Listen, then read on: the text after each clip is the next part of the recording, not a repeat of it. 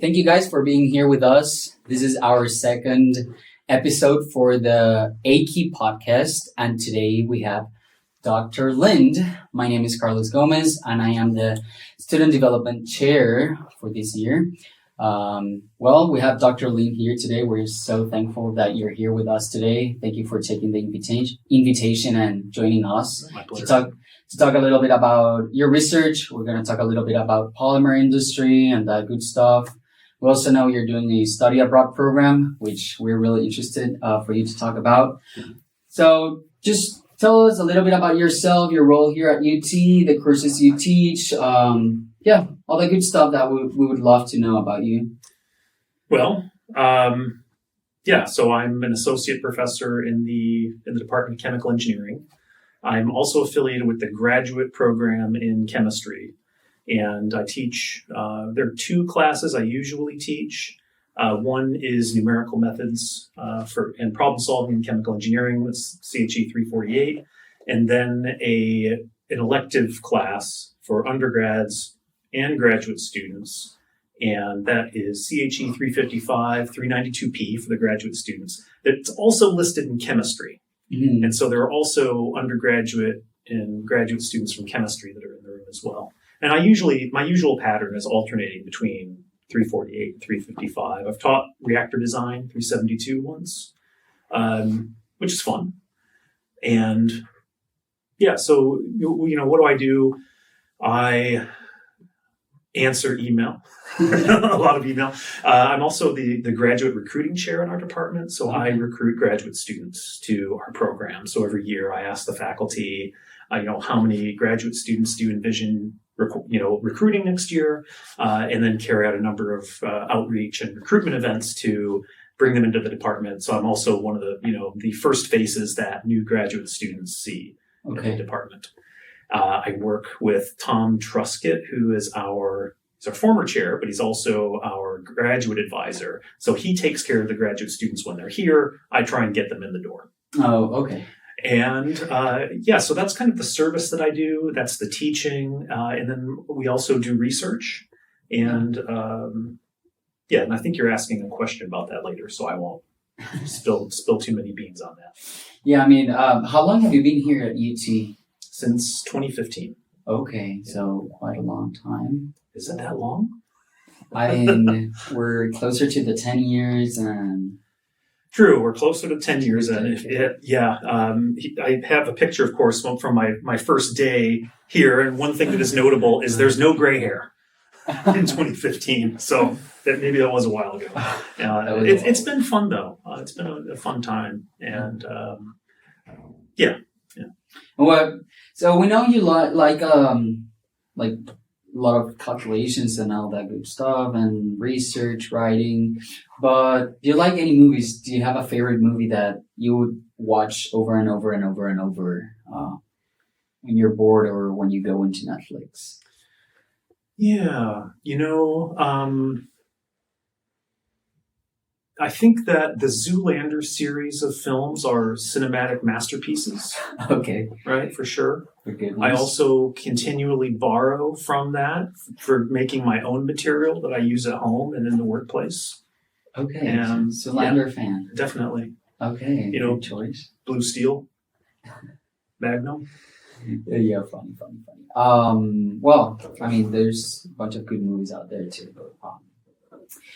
So tell us a little bit about your research, what your research is focused on. And I know you could talk this for hours and hours, but if you could also explain it to non-technical people in simple words, that would be great. But also what your research group looks like, and if you're taking any undergrads.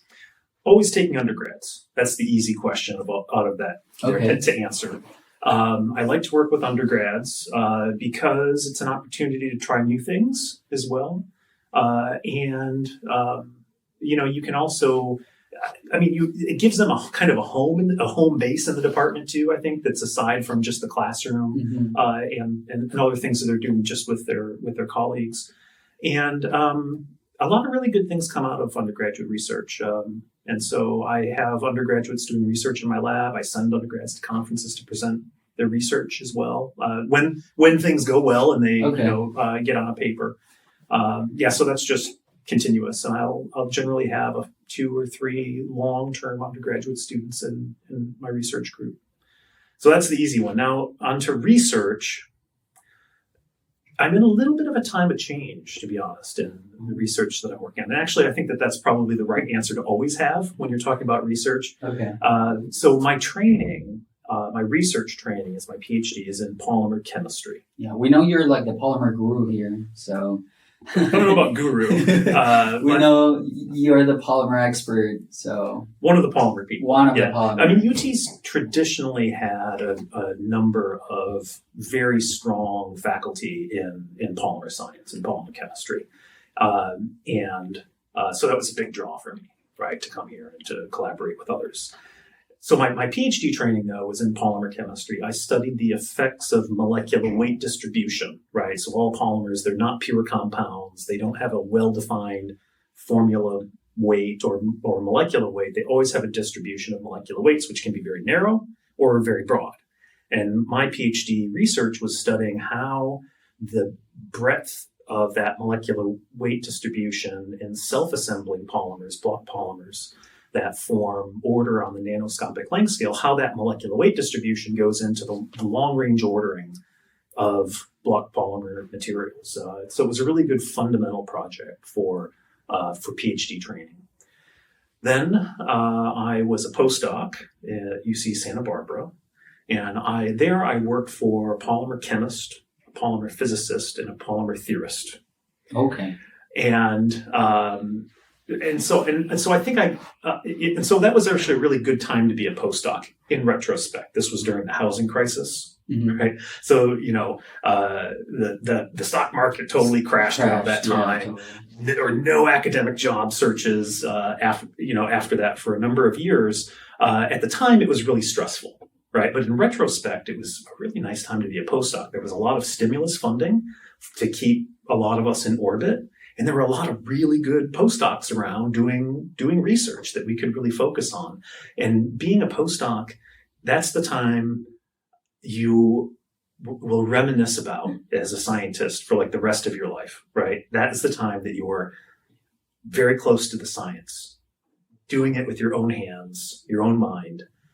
After that time, it's gone, right? You're writing proposals, writing reports. That's all you do, right. Recruiting students, right? That's right, yeah. And always thinking back to that time when I used to be able to do this myself. It was so much fun. Then I was a staff scientist at Lawrence Berkeley National Laboratory before, and there my job was to create membranes for controlling the crossover of gases and products in a kind of think of it as like a reverse fuel cell, where rather than, having hydrogen and oxygen on one side and creating water, you're taking water and creating hydrogen and oxygen on either side. Okay. So you need a membrane to conduct ions, but keep those gaseous products separate. And then the opportunity at UT opened up and I moved here. And so I moved as an assistant professor, right? So that's a non-tenured but tenure track position. And then the motivations for you as a researcher, right? Because there's always a context of, where you are and kind of your position in life that also does affect, what are the types of things that you research, right?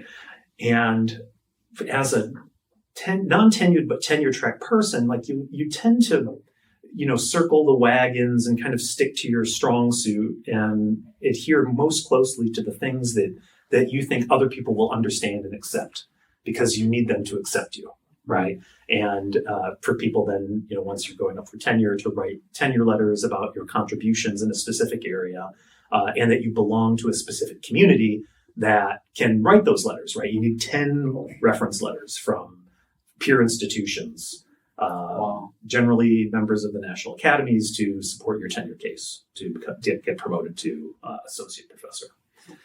And so I would say that those years very much were characterized by, contributions to polymer chemistry and to polymer science, really playing to the strength of the background. Okay. And now, I've been in it for about 10 years. I think about every 10 years, it's good to, I don't really think that. I guess that's really what it's been suggested to me, is about every 10 years, you probably want to stick your head up and think about changing something about your research. And generally, I think it's always good to do that, but probably that change is going to come from some activity that's currently going on in your laboratory. Okay. And so, yeah, I'd say most of my publishing of research, and it's actually been about 100 publications now, have been in very much what you would consider kind of traditional polymer chemistry. Lately, though, and so in those contexts, then I've written papers on polymerization catalysis, polymer self-assembly, non-colligative antifreezes. It's been kind of a different topic. Okay.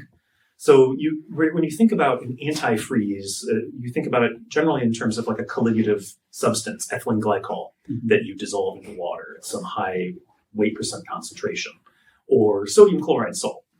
And then that suppresses the freezing point of water. There are also some polymers that you can use that mess with the freezing of water in a non-colligative way, but also kind of a non-thermodynamic, more kinetic way. So we've studied that as well. And then there's been a project on studying copolymerization that actually I started because I was jealous of the students in my group that got to do science on their own and decided that I'm going to do something. Okay. And so it was all on the computer because that's what I can do. So I, generated a bunch of data and then through all of the tests that we know for extracting reactivity ratios from, for understanding the relative rates of consumption of the monomers and their conversion into polymer, and evaluated what model was best. And we actually learned some really interesting things.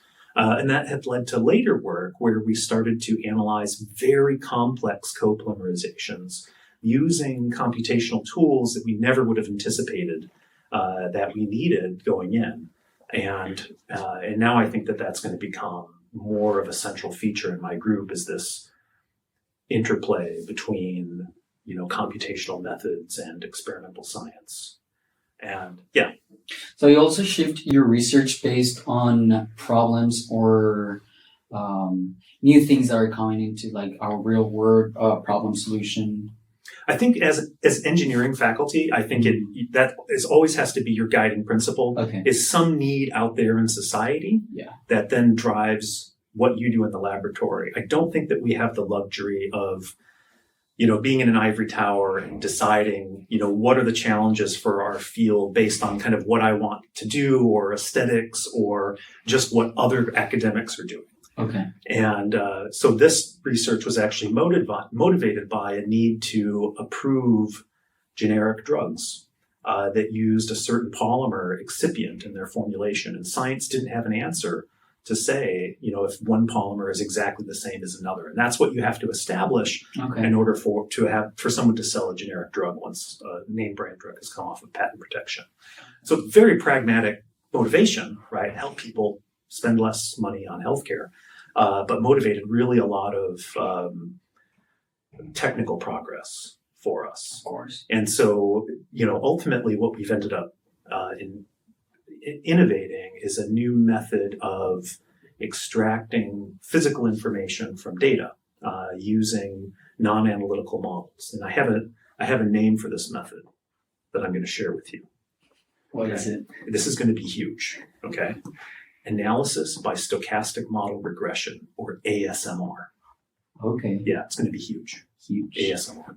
Look it up. Yeah. I will. It sounds great, all the research you're doing, like all this new stuff that always comes up. And part of research is, you find something, but 10 questions came up when you found an answer. So I think that's also part of research and what keeps all professors engaged in research and every day finding new data as well. But now shifting gears a little bit, we know you're teaching a class in Osaka. That's right. Numerical methods. We would love you to talk a little bit about it, what the program is going to look like, to get it out there and get as many students as you can. Yes. So the international office Well, so they roped me and Joaquin Rosasco to come and teach with Brian Korgel last year. So we got kind of initiated to. That was a great class. It was really fun, wasn't it? We had a lot of fun. It's actually really good to go and experience a Maymester before you design your own, right? Because if I had known nothing, if I'd just gone in, I would have been, I'll just lecture. And it's like, no, you can't lecture for 8 hours. Yeah. Right. You can lecture for a couple hours and then you have to let people, have them have activities. That's a beauty of a Maymester, that you actually get to explore another culture while you learn. Yes. Yeah. Subject. Now, I had proposed to the international office an elective. They came back and said, we would like you to do a required class because we think also that enrollment will be higher and it might be nice for students to have that opportunity to kind of advance in their degree and combine that with a Maymester. And so it will be CHE 348, Numerical Methods of Problem Solving, in 3 weeks. Okay. But that's the only class that we're working on. I do think that we'll be able to get through all of the material without it being, a lot of work or being difficult. And my 348, I don't believe is a difficult class. It's actually a topic that like I said, my hobby is calculating things. So this is really what I like to do. And so the class will be, there'll be lectures in the morning and then the students will work on the assignments and project in the afternoon. Classes are Monday to Thursday, so we always have 3-day weekends, right? Great. There will be an excursion up. Right now, it's not totally written in stone yet, but probably go up to see the Tokyo group, taught by Brian Korgel, and some other trips around the area. Beautiful. And I think it'll be fun. I know Osaka is beautiful. So it is. It is beautiful. Yeah. I loved it. I think I liked it more than Tokyo, honestly. But I mean, speaking truths. Yeah. It's more traditional, I would say, too, compared to Tokyo. Tokyo is it's overwhelming. It's a big place. I mean, don't get me wrong. Tokyo was amazing, especially I've never been to Asia, so I went to the Maymester, and I mean, I would highly recommend anybody that gets the chance to go to the Maymester. Apply and see if you can go. I would definitely recommend. It's a great experience and you get to meet so many new people. I made a huge group of friends and we still go out and we meet every now and then. Actually, one of the students from Oberlin University are studying abroad in New York and they came last week and they were here in Austin. Oh, wow. So we met with Oberlin students. I mean, you make friends for life. Yeah, the Maymester, I mean, it's really an experience in a way.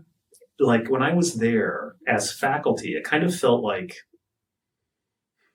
it was a different experience because it was sort of like a working vacation in a way where it was just kind of, we're just really here all doing sort of the things that we like to do. Yes. And teaching classes, the students are not stressed, right? We're only working on this one activity. You really got to know the students very well. Yeah. And they got to know us really well. I mean, it's really kind of a learning retreat. It's just very much a different experience. Yeah. Yes. Yeah, it's fun. Well, with that being said, we want to go with our quick fire questions to start wrapping it up. Don't think about them too much. I think they're funny. So first things that comes to mind, and let's see. What do you think? So first question is Star Wars or Star Trek? Star Trek. Basketball or football? Basketball. Apple or Samsung? Apple. What superpower? What's Samsung? Samsung. What's Samsung? You're just kidding. What superpower do you wish you had? Flying. Marvel or DC? Did I have to pick one? Marvel. Okay. Favorite building on campus? The GLT. Gatorade or Powerade? Gatorade. Pancakes or waffles? Pancakes. Favorite music genre? Metal. Wow, I'm impressed. Worst school subject? My worst school subject?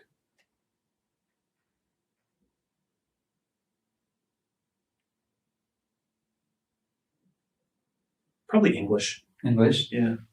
Best school subject? Chemistry. Ice cream or frozen yogurt? Ice cream. And what do you think about OU? They suck. No, I don't think anything about them. All right. Well, guys, thank you so much for tuning in today with us. Thank you, Dr. Lynd, for being with us here today. Remember, you can join our AICI group. You can buy the membership for $25 a year or $18 a semester. Don't forget to follow us on Instagram, texas.AICI. And we hope to see you guys soon. Please let us know what you think about the podcast, new topics, people who you would like to see in the podcast as well. So with that being said, thank you so much. I'll see you next time.